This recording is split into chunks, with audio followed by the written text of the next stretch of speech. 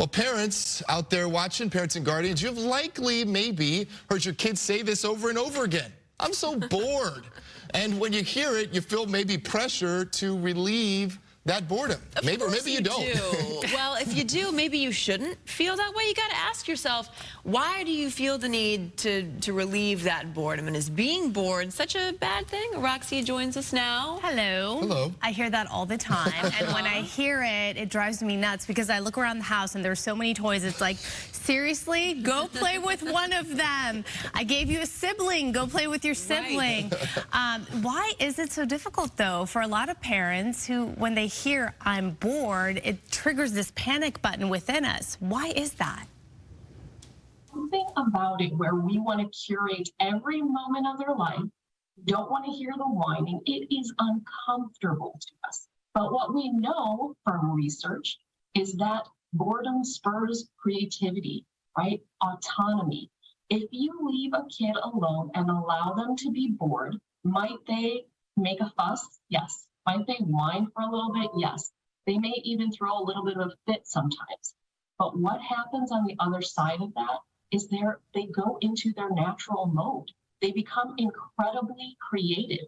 They figure things out. So allow kids to be bored. Mental health expert Rini Jane suggests some examples of how you can handle their boredom. She says, say things like, yes, I hear you're bored. I feel like this is something you can figure out. Why don't you go outside, write down everything you see around you? You have a great imagination, and I know you can think up something amazing, right, to do. Let's practice being bored and take 20 minutes to just daydream. We can share our ideas after. And remember, that boredom jar you created, maybe that's a good idea too, guys. Why don't you go and pick an idea out of that and do that activity? So basically the idea is you can guide them depending on the age, right? You can maybe set up some stations or zones that might get their attention, maybe spark a bit of curiosity, you know, little things like leaving markers out or blocks or giving them an idea of, hey, you know, start here. That's called strewing, she says. But you don't need to feel like you have to be the producer for them. You don't need to set up their days for them.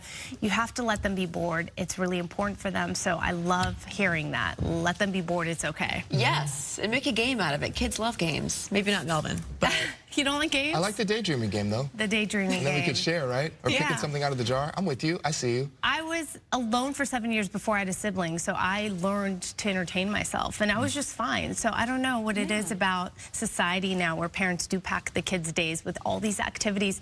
Maybe it's us doing it so we feel like we're doing something and it's not even about them. That's true.